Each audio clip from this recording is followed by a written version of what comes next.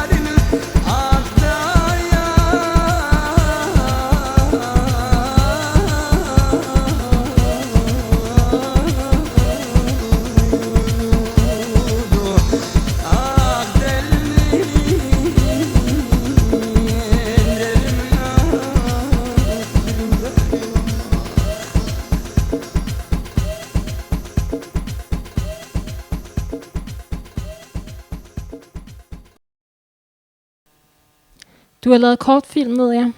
Jeg så ugens tilbud på din hjemmeside. Fortæl os lidt om den. Ja, der var en film, som jeg lavede for nogle år siden, bare for sjovt. Altså, oprindelig ideen til den var, at for nogle år siden, så gik jeg i gang med at skrive et satireprogram med 8 afsnit eller halve time, som decideret handler om indvandrerdebatten. Der var et tidspunkt, hvor indvandrerdebatten var oppe og køre på sit højde. Og så tænkte jeg på, hvordan jeg kan bidrage til det debat. Så begyndte jeg at skrive om det. Og så var der et eller andet indslag i den satireprogram, som jeg tog det ud og tænkte på, at jeg ville lave et kortfilm af den.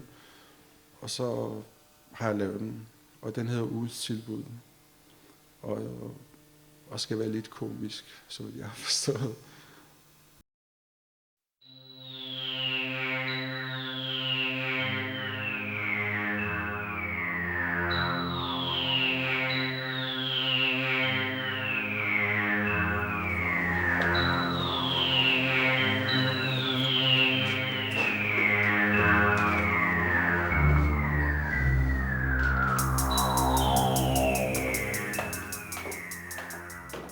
Goddag.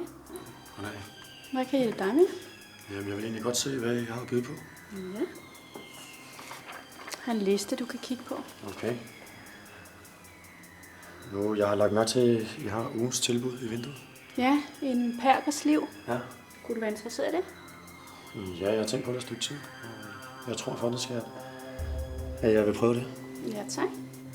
Det tager cirka en time med make-up og udklædning. Ja, det er fint. Godt. Skal jeg høre, om du betaler kontant, eller om det er på kort? Nå, jeg betaler kontant. Ja, tak. Det ordner vi bare senere.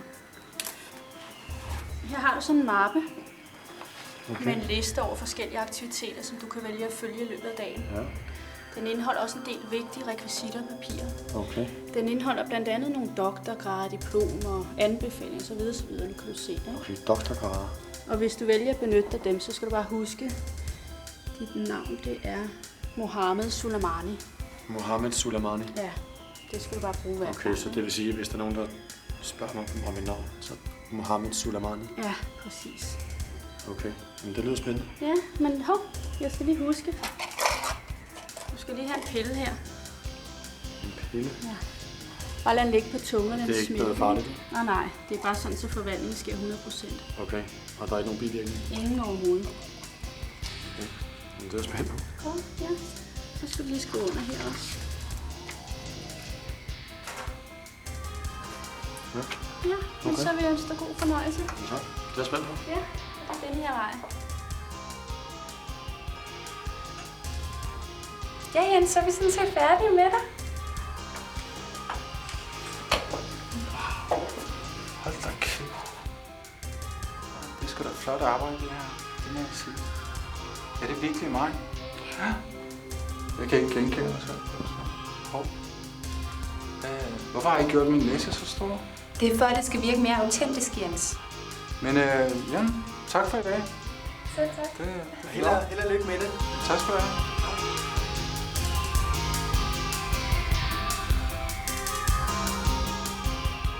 Hey, Kattes, har du en smøg? Nej, desværre jeg ryger ikke. Er du muslim? Nej, Hvor kommer du fra? jeg kommer fra Danmark. Fra Danmark. Ja. Hvor kommer din familie fra? Dine forældre?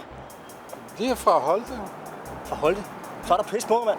Du er da en skide araber ligesom mig. Du er en fucking araber. Hvad laver du? Tænker du på, mand? Du skal da fucking idiot, mand. Du er. Hvad tænker du på? Din narrøv, mand. Fuck dig, mand.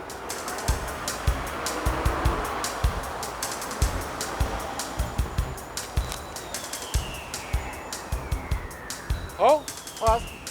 Jeg hedder Mohammed.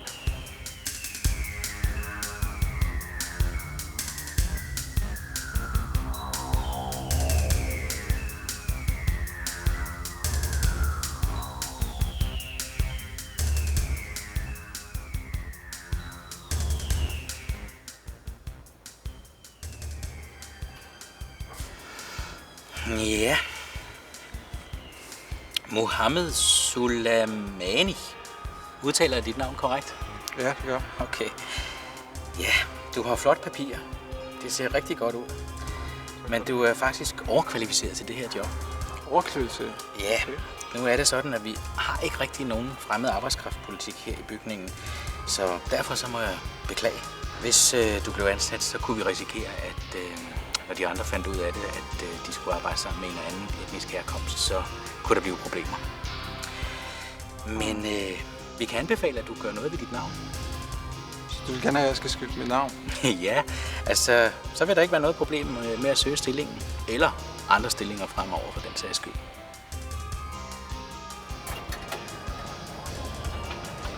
Goddag, har du noget for en vegetar? En vegetar? Det her, det er en pølsevogn, mand.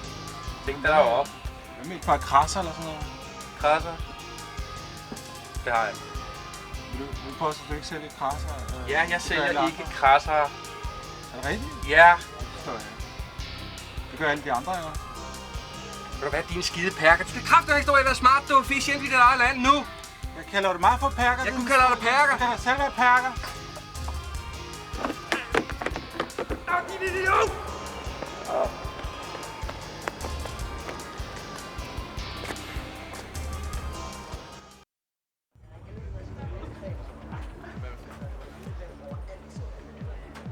Så må vi se. Ja, så kan du også sende de næste 7 ind. Ja. Og det næste 7. Så skal du ikke brække dig sådan her. Jeg brækker mig.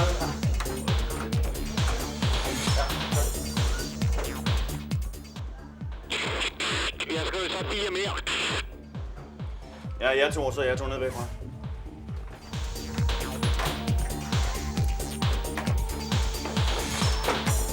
Medlemskort. Hvorfor et medlemskort? Hvad snakker du om, mand? Alle dem, der er lige gået ind, har de haft medlemskort, eller hvad? Sig mig, lille sorte sambo, er du dum eller retarderet? Hvad fanden er det for en mærkelig måde at tale til folk på? Hvad er dit problem? Hvad har jeg gjort? Hør her. Dit familiesammenførte lille svin. Tag hjem og knip din mors overskæg, ikke? Familiesammenført? Hvem er jeg stak dit hoved op i din rødhål, så du også kunne blive familiesammenført med din hjernceller? Hvad med at smadre din hjerneceller op ad væggen? Slap af, mand. Jeg går, okay? Slap af. Slap af. Der kæft, mand.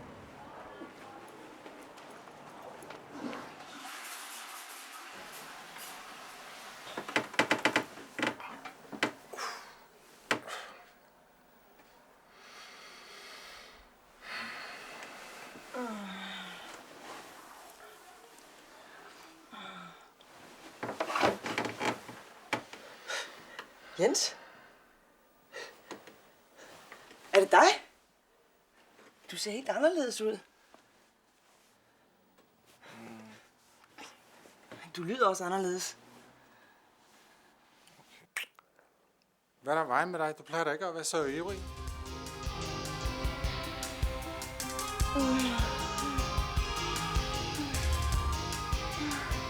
Knip mig med din store, sorte pik. Knip mig din lækre djævel. Hvor er du stor.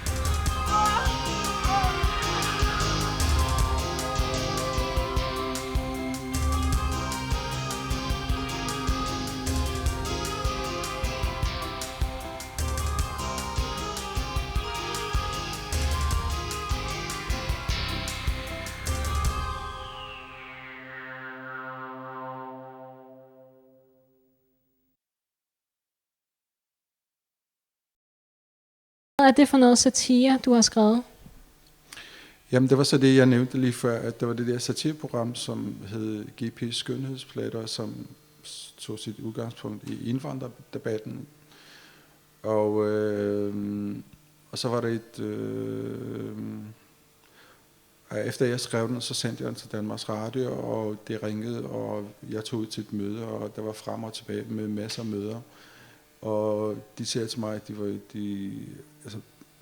selve humoren i det bliver sammenlignet med Monty Pythons humor og Kaspers Mandrills aftale, eller noget i den retning dengang. Og det, der skete i sidste ende, var, at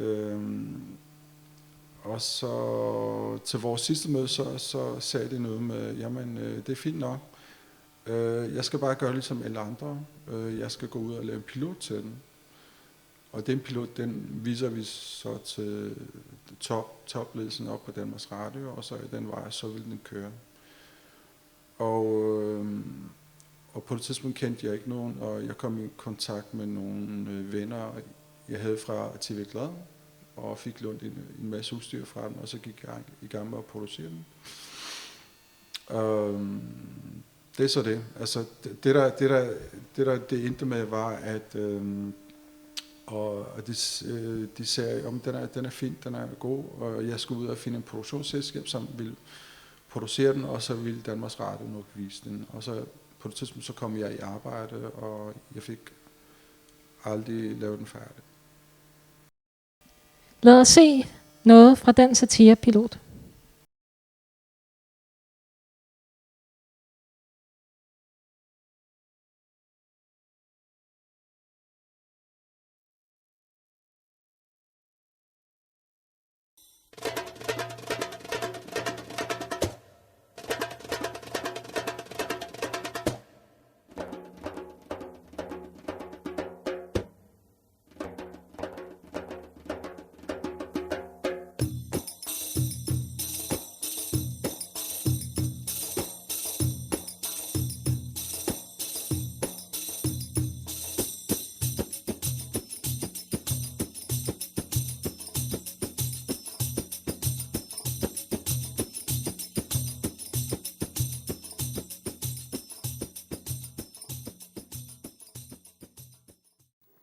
Goddag og velkommen til GP's Skønhedspletter. GP's Skønhedspletter er et program, der tager sit udgangspunkt i indvandrerdebatten, der florerer kraftigt i dagens Danmark. Nogle vil sige, det er godt, andre vil sige, hold kæft, hvor det gør ondt. Vi her på redaktionen tager emnet op med alle sine restriktioner til behandling ud fra et humoristisk synsvinkel, som vi mener er både godt for kommunikation og information. Jeg har en dansk ven, der er så nysgerrig og tænkende. Stiller mig altid en masse spørgsmål, der omhandler indvandrere og deres måde at være på. Han hedder Peter. Forleden sagde jeg, Peter, hvordan kan det være, at der er så mange smukke indvandrere og piger, der render rundt med tørklæder og dækker deres ansigter osv.? Så siger jeg, men Peter, det har noget med tradition og religion at gøre. Sådan var det også i Danmark i gamle dage, hvor kvinderne gik rundt og dækkede deres ansigter og hovedet med tørklæder og sådan nogle ting. Det er ikke bare noget, du kan gå ind og aflevere i butikken, når du er utilfreds med den. Sådan er det bare. Jeg tror, det er traditionelt, og det har noget med folks tro og så videre at gøre. Og så var det, jeg fortalte Peter den her følgende historie, som kommer her.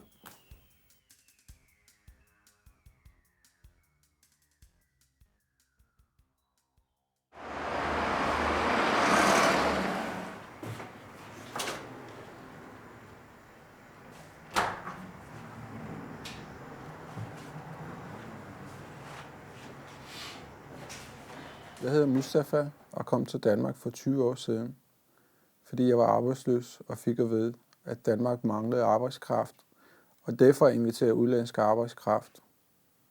Da jeg først kom til Danmark, blev jeg modtaget med åbne arme, og folk var meget venlige og nysgerrige. Og selvom jeg ikke kunne et ord på dansk, var folk altid hjælpsomme.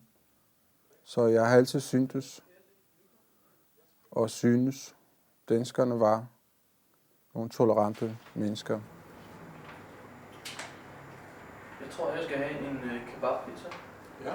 Nummer 33. 33, ja. Venlig at have en.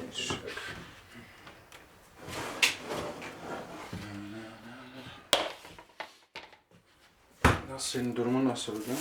Valla durum iyi. Sabah asfaltın geç kalıyordum şey. Jeg fik hurtigt et job på en plastikfabrik, selvom jeg ikke kunne noget dansk. Folk var altid søde og venlige og hjælpsomme. Og når vi gik på gaden, så kom folk hen og ville røre ved os. Vi fik at vide, at det var, fordi vi var eksotiske. Vi begyndte at lade mærke til det, at de sidste 5-10 år er der dukket op en del fordomme og racisme mellem danskerne. Jeg troede først, det var noget, der ville forsvinde med det samme, men det gjorde det ikke. Det bliver værre og værre. I dag føler jeg og min familie, at vi bliver forfulgt på grund af den mustache-sag, så medierne har blæst så meget op, at det gør, at vi fornemmer folks øjne rettet mod os hele tiden. Fordi vi ser anderledes ud og har en anden kultur.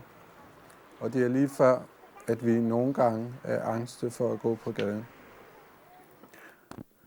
Jeg er tyrker og muslim, vil altid være det. Hvis jeg ser anderledes ud, så er det fordi min religion og kultur påbyder mig det. Jeg kan ikke forstå, hvorfor og hvordan min mustache pludselig skal være et problem. Både for mig og danskerne. I dag kan jeg ikke få et job på et dansk arbejdsplads, fordi jeg har en mustache, og jeg bliver hele tiden diskrimineret.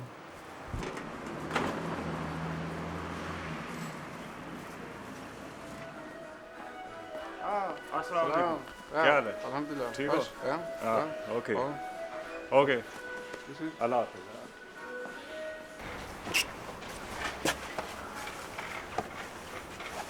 Shit, jeg har sgu da glemt det, Michael. For helvede.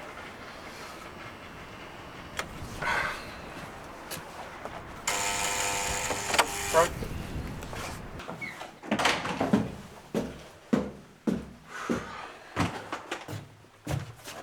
Hvad er der, Hanne? Salam. Salam.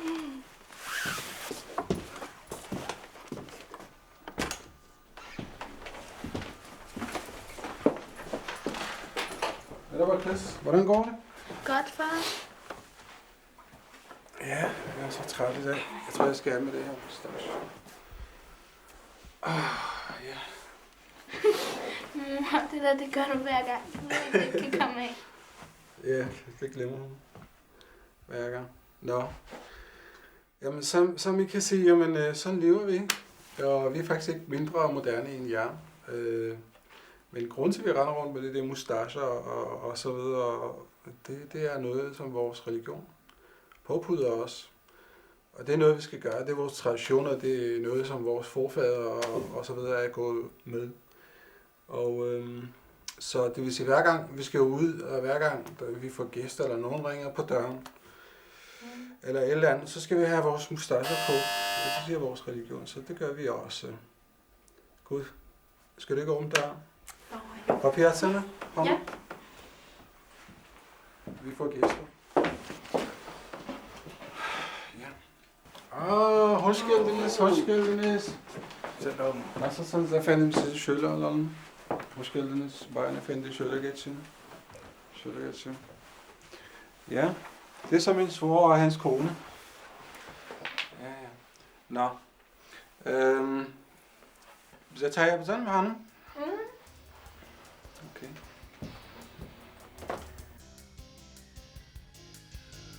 Apropos mustache, minder min ven Peter. Mustache må være en slags potensfældinger for det der mand, der ikke har noget imod at rende rundt og have alt det hår på læberne i hovedet og så videre. Er det så en måde, eller er det en signal at sende til omverdenen, eller hundkønvæsener og piger og sige, hey, I skal holde jer væk? Så sagde jeg til Peter, jamen hvad er det for noget vrag? Det vil jeg ikke snakke om. Lad os nu snakke om noget andet. Jeg bliver tit spurgt om af unge andengenerationsfyre, hvorfor det danske politi i Danmark fokuserer så meget på den i hverdagen. Hvis jeg skal være ærlig, det ved jeg faktisk ikke. Men jeg går ud fra, at det kan have noget med kommunikation at gøre. Indbyrdes kommunikation. Fordi de unge anden generationer har deres eget sprog. Og det kan da godt være, at det er ghetto-sprog, eller det er Nørrebro-sprog, men det er i hvert fald et sprog.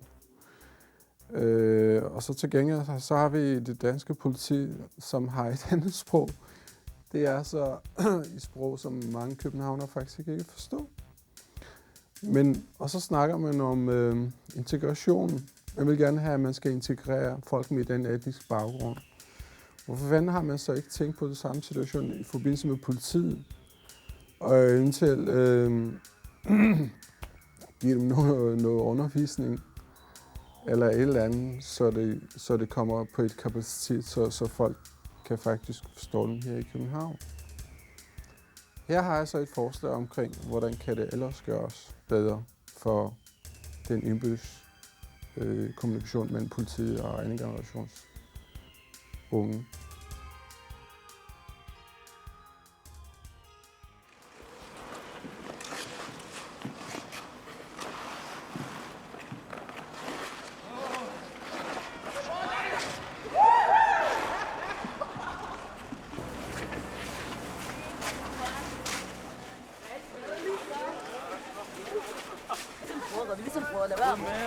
Ligesom politiet. Hvad sker der her, hva'? Det er ikke noget, mand. Hvad sker der her, hva'? Det er ikke noget. Hallo.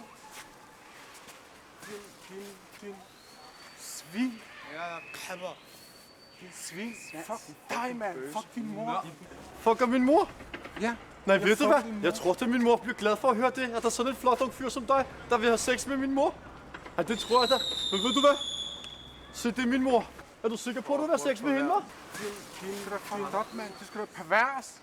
Fuck dig, mand. Fuck mig? Dig, ja.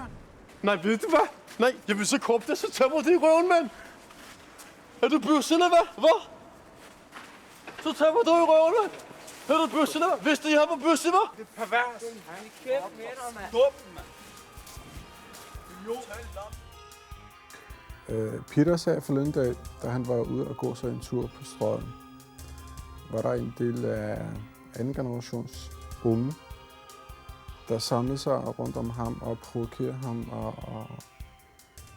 og det kunne han ikke forstå. Så var det, jeg sagde til Peter, jamen de folk føler sig frustreret over for alt det der uretfærdigheder, de bliver udsat for til hverdagen i dagens Danmark. Så siger jeg, jamen jeg gjorde ikke noget, jeg stod der bare, jeg sagde ikke noget. Så siger jeg, jamen Peter, du er jo ikke med. Når de folk om weekenderne prøver på at komme ind på diskoteker, hvor de ikke får lov til at komme ind, men deres jævnaldrende kommer ind. Eller når de skal ud og søge job, få et job, fordi de har et andet hudfarve eller et andet navn osv. Det er jo et problem. Det er jo et kæmpestort problem. Men her har jeg så en historie, der handler om sådan en anden generations unge. Og den kommer her.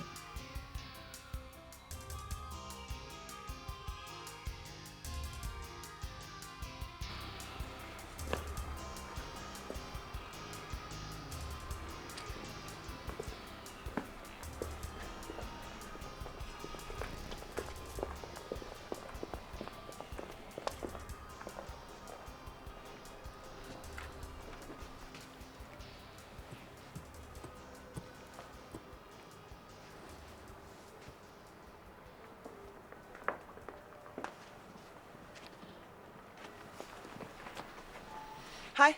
Hvad kan jeg hjælpe dig med? Goddag, jeg har fået blevet smidt ud. Undskyld, det forstår jeg ikke. Smidt ud? Jamen, er der noget i vejen? Nej. Er der sket noget? Nej. Jeg siger, jeg har fået blevet smidt ud.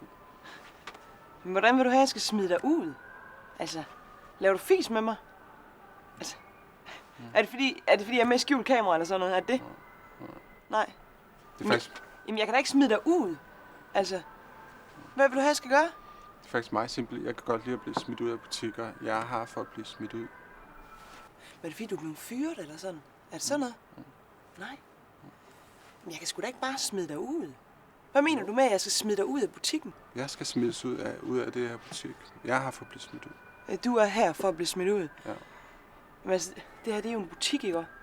Det er jo ikke... Det er jo sådan et sted, hvor man bare kommer ind, og så bliver man smidt ud igen. Altså, her kommer man for at købe noget. Ikke? Altså, jeg kan ikke bare smide dig ud. Altså, jeg står her i forretningen ikke for at ekspedere dig. Og jeg er ikke ansat for til at smide nogen ud. Altså, jeg er her for at hjælpe folk. Ja, altså, så hjælper du også mig med at smide mig ud, ikke? Altså, jeg kan ikke bare smide dig ud. Men jeg kan godt lide at blive smidt ud af butikker. Så derfor jeg har for at blive smidt ud. Ja. Du må se at få mig smidt ud herfra. Ja. Jeg skal smides ud. Ja. Ud fra jeres butik. Okay. Det skal være snart. Jamen altså, det er sgu da for sindssygt. Jeg kan da ikke bare... Skal jeg så tage dig i nakken og så smide dig ud, eller hvad? Ja, faktisk, det ville være meget rart. Det kunne du godt tænke dig? Ja. Jamen, det er jo ikke det, jeg er ansat til. Altså. Skal jeg kalde på chefen, eller skal jeg få fat på nogen, og så skal jeg få dem til at give dig et los bag i, og så bare ud med dig? Ja, det ville faktisk være meget godt. Det kunne du godt tænke dig? Jamen, jeg kan faktisk godt lide at blive smidt ud af butikker. Det er sgu da for langt ude, det her. Men jeg er sikker på, at du tager pis på mig. Altså, du står der, ikke, og jeg står her, ikke? Og jeg er her for at ekspedere dig. Ikke? Så kan du jo ikke bare komme og bede mig om at smide dig ud, altså. Det kan jeg da sagtens. Men hvad snakker du om? Hvad er det, du vil? Nej, altså, det er da meget normalt. Nej, det er fandme ikke særlig normalt, du. Altså, det her det er en tøjbutik. Du er kommet ind i en tøj... Du ved godt, det er en tøjforretning. Ja, men det er da godt klar over. Ved du hvad, hvis nu lige du to sådan lige har kigget dig lidt rundt omkring, så kunne det være, der var noget, du kunne finde. Jeg er ikke interesseret i tøj. Jeg er her for at blive smidt ud af butikken. Ja. Så simpelt er det. Altså, jeg har simpelthen for at blive smidt ud af det her butik. Jamen, det er simpelthen for sindssygt, det her. Det kan jeg ikke. Det kan jeg simpelthen ikke. Altså. Jeg hedder Tarek. Mine forældre er pakistanere og har boet her i mange år. Jeg og mine 2 søskende er født og opvokset her i landet. Det her det er mit land. Det har det altid været. Da jeg fyldte 18 år, var der nogle af mine venner, der holdt en fødselsdagsfest for mig. Efter festen besluttede jeg og et par af mine venner også for at tage ind på diskotek. Det var den dag, det hele for alvor startede for mig. Der var en mand, der afviste mig og en af mine venner, fordi vi er mørke i huden. Jeg kunne ikke forstå det. Det var noget nyt for mig at møde fordomme og den slags forskelsbehandling. Jeg følte mig anderledes. Jeg tænkte, det her kan simpelthen ikke passe. Så siden har jeg da forsøgt at finde ud af, hvorfor. Så jeg forsøgte at komme ind på forskellige diskoteker. Jeg blev afvist konstant. Det var på det tidspunkt, jeg følte denne her mærkelige følelse. Jeg fandt ud af, at jeg begyndte at kunne lide denne følelse. Følelsen overtog og besatte mig. Jeg kunne ikke gøre noget. Så jeg opsøgte de steder, hvor jeg med sikkerhed havde vidst det, jeg ville blive smidt ud eller afvist hver gang. En gang imellem, når jeg kom sammen med nogle af vennerne, ville ind på diskotek, og jeg alligevel får lov til at dørmanden til at komme ind, så var følelsen ikke den samme. Det var ikke rart. Det føltes ikke godt at få lov til at komme ind. I sådan situationer gjorde jeg altid det. Jeg langsomt begyndte at genere dørmændene ved at svine dem til, indtil de afviste mig også. Mine venner kunne ikke forstå det. De blev sure på mig. Det endte med, at vennerne ikke gad at have mig med. Jeg blev også ligeglad med dem, fordi de kunne ikke forstå mig. Så jeg rendte rundt alene og sørgede for at blive afvist eller smidt ud. Følelsen tog mere og mere over og besatte mig. Til sidst var det ikke nok at vente til weekenderne eller aftenerne. Følelsen ville også tilfredsstille som dag. Det var ligesom at være narkoman. Jeg skulle have mit fix, så jeg begyndte med forskellige cafébutikker og andre lignende steder.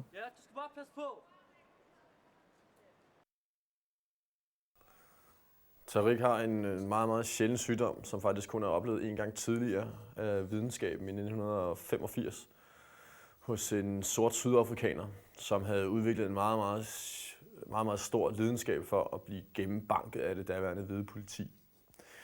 Men altså, jeg gider simpelthen ikke mere, mand. Hver gang I har problemer, mand, hvor kommer I så hen? Så kommer I til os psykologer, mand. Jeg har ondt i røven, mand, over dit og dat, mand.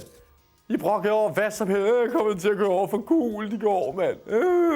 Idioter, mand. Hvad så med os?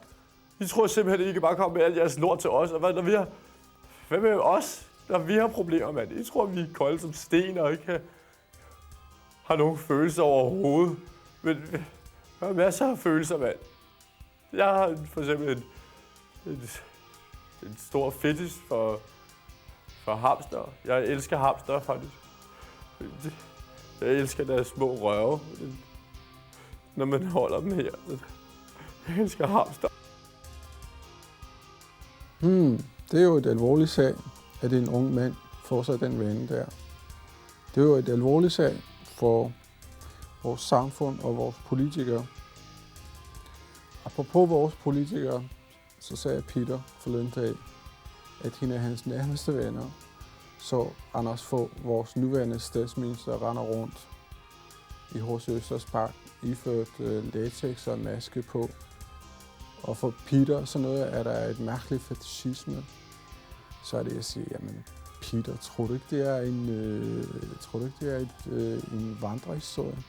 Så siger han, nej, den er god nok, fordi en af hans nærmeste venner selv render rundt derinde iført sygeplejedragt og sådan nogle ting. Så jamen, det kan da godt være. Altså, nok er han, Anders Fogh er statsminister, men han er jo stadigvæk et menneske. Vi lever i et frit land. Han har da lov til at gøre, hvad fanden det passer ham. Men her kommer så en anden historie, som omhandler igen en politiker. Den kommer her.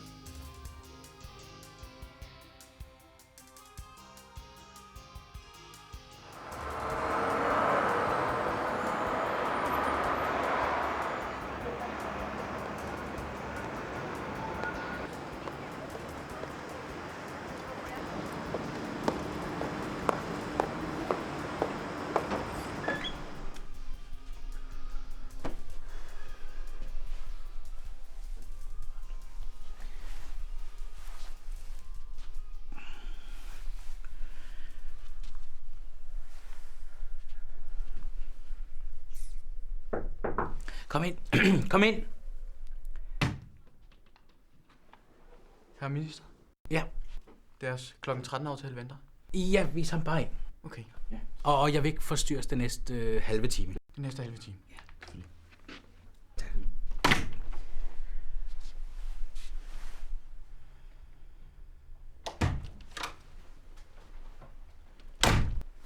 Vil de ikke sidde ned? Nej, tak. Nå, men der var altså lige nogle ting, jeg godt ville snakke med dig om. Sådan. Nå, men jeg er ikke kommet her for at snakke. Jamen, det var lige præcis det, jeg godt ville tale med dem om. For ja, jeg ved godt, jeg kun har bestilt et, men jeg vil sådan set høre, om kunne lade sig gøre at få 2.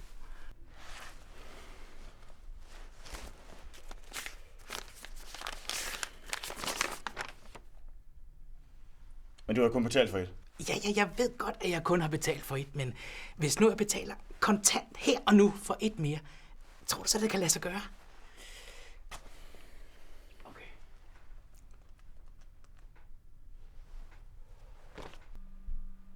Ja, jeg står her hos kunden. Han vil have 2. Ja, hvad så? Okay. Ja, det bliver så 800 kroner ekstra. Okay.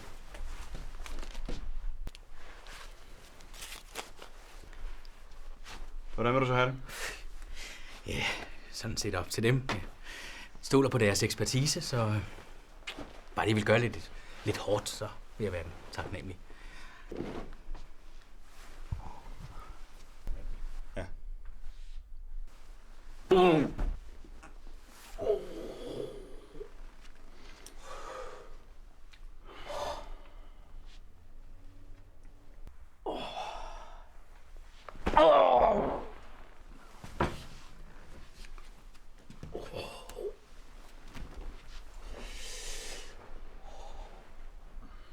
Mange tak, unge mand.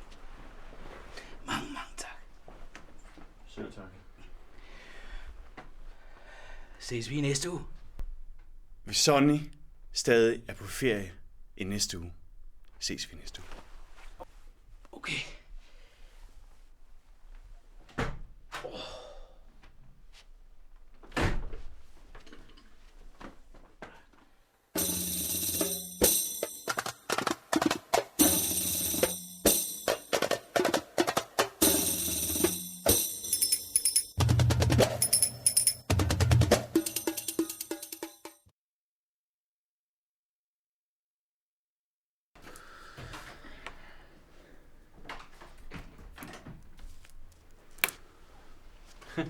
Dag. Goddag. Jeg hedder Knud. Jeg hedder Samir. Ja, du skal til jobsamtale, forstår jeg. Det er rigtigt. Ja, sæt dig ned. Tak skal du have. Ja. Tak. Nu skal du ikke være nervøs, vel? Tak, jeg er ikke nervøs. Tak skal du have. Er du parat til at gå i gang med interviewet? Ja. Ja, godt. Bla. Bla, bla. Bla, bla og bla, bla. Og bla, bla, bla. Bla, bla. Bla og bla. Og bla, bli og bla, blå. Ja, blå, bla. Bla, bla, bla, bla. Undskyld, jeg er ikke med. Er jeg med i skjult kamera, eller hvad? Bla, bla, bla. Bla, bla, blå. Ja. Bla, bla. Bla, bla. Bla. Bla, bla. Og bla. Jamen, jeg fatter ikke noget. Hvad foregår der her? Fordi de sidder bare der og bliver ved med at sige bla bla. Hvad sker der? Jeg er ikke med. Jamen, hvad er problemet? Du har desværre ikke nogen faglige og sproglige kompetencer til det her jobområde. Bla bla. Bla bla. Bla bla. Bla bla. Bla bla. Bla bla. Nej, det er for sent nu. Bla bla. Unge mand, døren er der. Ikke? Bla bla. Ja. Bla bla. Ja, det er godt. Bla bla. Skide møgperker. Så kunne jeg egentlig godt tænke mig at vide, at folk som Pia Kjærsgaard har så meget ondt i røven af folk med den etniske baggrund. Jeg fatter det simpelthen ikke. Hvis Freud han sad her i dag ved siden af mig, så ville han sikkert forklare det ved og sige, at det skyldes, at hun er sikkert seksuelt frustreret og sådan nogle ting. Det kan da godt være, jeg ved jo ikke noget. Peter sagde forleden dag, at Pia Kjærsgaard sandsynligvis har aldrig haft været i kontakt med sorte mænd. Og ifølge ham, så var det ikke sikkert, hvad der foregik, når hun var alene med sig selv og med sin sorte dildo. Så sagde jeg, jamen hvad er det for noget røg? Hvor ved du sådan nogle ting fra? Så jeg, jamen for 10 år siden, der boede jeg i Gentofte, sagde han, så skete der et eller andet, så gjorde det, at vi ikke afsluttede den der samtale. Men her kommer der en historie, som faktisk kunne have været skrevet af Peter. Den kommer her. Værsgo.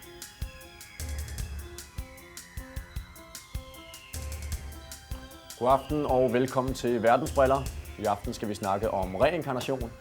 I den forbindelse har jeg en gæst i studiet fra Hellerup, som oprindeligt kommer fra hindu-religionen i Indien. Da det mest er i hindu-religionen, man har sin stærke tro omkring reinkarnation, har jeg besøg af Nusrat El Sukrani. Nusrat El Sukrani har opholdt sig i Danmark siden starten af 70'erne. Nusrat El Sukrani, før vi gik ind i studiet, der fortalte du mig noget meget interessant, som jeg godt vil have lov til at dele med seerne. Hvad var det, du fortalte mig? Jamen det er jo det, at jeg er faktisk reinkarnation af Dirch Passer, den største komiker i Danmark fra 70'erne, slutningen af 70'erne. Dirch Passer? Ja. Interessant.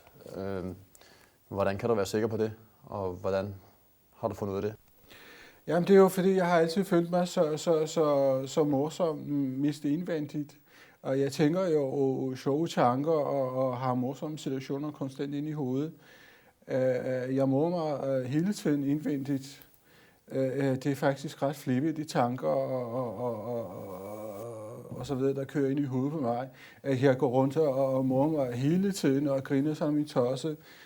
Mine omgivelser, de synes jeg er faktisk lidt mærkeligt ind i hovedet, men det er jeg altså jo ikke. Jamen, Dirch Passer, han døde der i slutningen af 70'erne. Og så vidt jeg ved, så kan man ikke opnå reinkarnation, før man er død. Og af det, jeg kan se her, så blev du født, mens at Dirch Passer han levede. Hvor gammel er det, du er? Jamen, det er jo faktisk lige meget. For eksempel har jeg faktisk en hamster, som er i reinkarnation af Pia Kjærsgaard. Af Pia Kjærsgaard? Ja. Jamen, hun er jo ikke død nu. Hvordan hænger det sammen?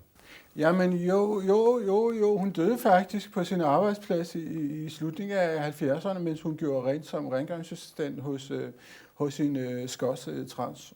En skotsk transvestit? Ja. Det lyder da ikke specielt troværdigt. Hvem er så den politiker, der sidder inde i Folketinget? Hvordan vil du forklare det?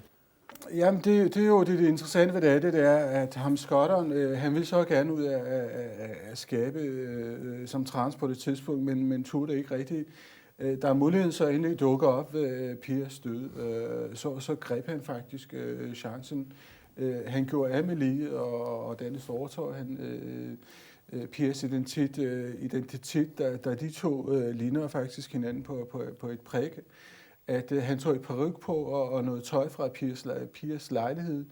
Og så er det først senere, vi siger, ham dukker op på Christiansborg som Pia Kjærsgaard. Ja, ved du hvad, det lyder altså mere som en røverhistorie, du er ved at bilde os på ærmet. Jeg tror ikke på det. Ja, jeg tænkte faktisk, at du og nogle af seerne måske ville reagere på den måde der. Derfor gjorde jeg det, at jeg tog et billede med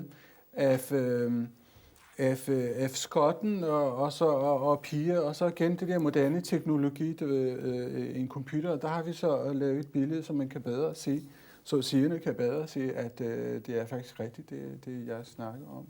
Vi lader lige billedet stå et øjeblik. Ja, gud, det kan jeg da godt se. Ja, det var da utroligt. Okay, jeg kan godt se det med Pia Kjærsgaard. Men for at vende tilbage til, at du skulle være Dirch Passers reinkarnation. Hvordan vil du forklare det? Ja, men det ved jeg ikke rigtigt, hvordan jeg skal gøre det. Men det er jo bare en følelse, jeg har jo herinde i mig. Så du kan altså ikke bevise det? Jeg tror ikke, du skal se at skride nu så? Au, for helvede! Au! Au! Au! Tak for i aften, og på gensyn. Ja, okay. Peter sagde tilfældigt forleden dag, hvorfor det der folk med den etniske baggrund ikke gider arbejde. Så siger jeg, hvad mener du? Men de laver ikke et skid. De render rundt her og der på tyrkiske og arabiske kaffeklubber og gader og stræder, og de laver sgu da ikke en skid. Jamen, det er jo fordi, det bliver diskrimineret på arbejdspladsen. Der er sgu da ingen, der vil have noget med dem at gøre. Jamen, de søger et job, de vil sgu da gøre alt for at få et arbejde, men der er ingen, der vil have det.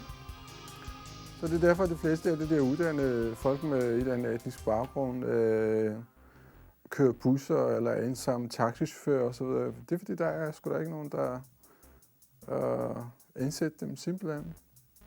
Her kommer der faktisk en historie, der handler om en af de der uddannede, som har fundet sig et passende arbejde, og den kommer her. Værsgo se.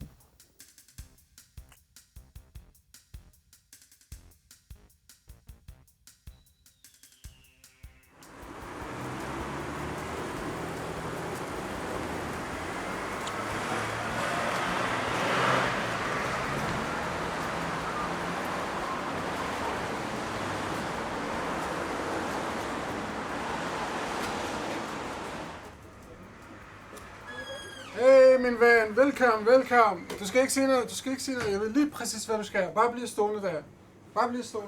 Jeg kommer over til dig. Jeg kan sige på dig præcis, hvad du skal have. Jeg kan mærke det på dig. Jeg kan sige det på dig. Du skal bare den her vej. Jeg viser dig, hvad du skal have. Er det okay? Okay. Godt. Bare blive stående her. Jeg giver dig de ting, du skal have. Du skal have sådan en her. Og så skal du have sådan en ting her. Værsgo.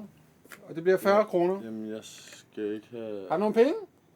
Jeg skal ikke have... Har du nogle penge? Jamen, det er lidt i, du skal have. Jeg kan sige det på dig, mand. Kom så, vi går lige over til kassen. Det bliver 40 kroner. Har du nogle penge? Hvad? Kom nu for helvede, mand. Jeg har ikke hele dagen. Har du nogle penge? Jeg skal jo ikke have... Jo, det er sgu da det, du skal have, mand. Jeg kan sige det på dig. Jeg ved, hvad du skal have. Det ved jeg sgu da hver gang. Har du 40 kroner? Men jeg skal jo ikke have... Jo, jeg kan sgu da sige på dig, det er det, du skal have, mand. Har du nogle penge? Jeg har ikke helt dagen for helvede. Jamen, jeg skal jo ikke... Okay, den 50'er, jeg er godt nok. Vi ses, og du ved, du er altid velkommen her. Ha' det godt, ikke? Ha' en god dag. Husk at komme tilbage. Hej. Vi ses.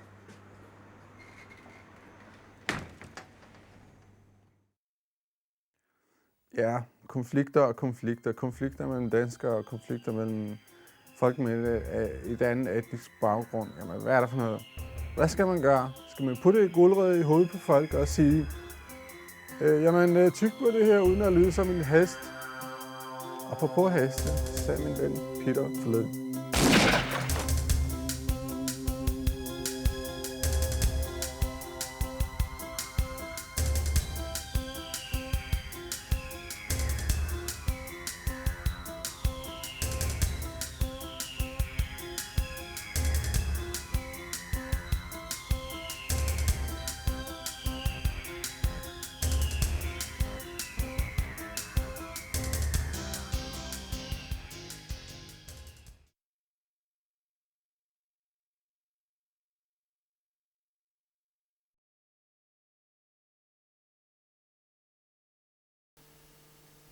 Hvad laver du nu?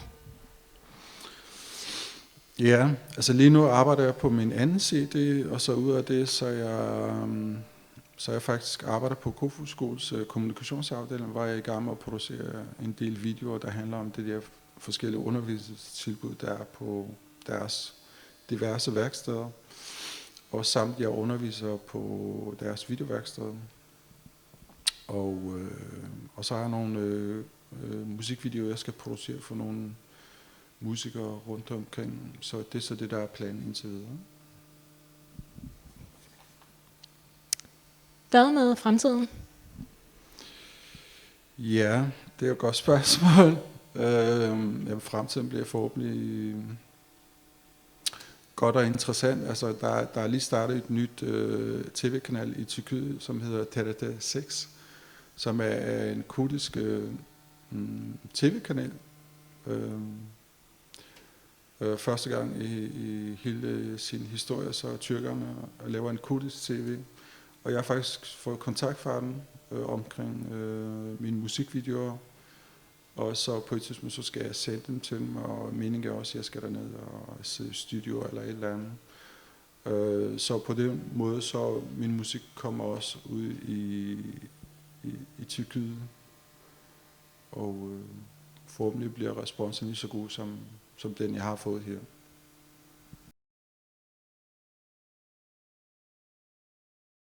Tak fordi du kom for at være med her. Jamen tak fordi jeg må være med. På gensyn.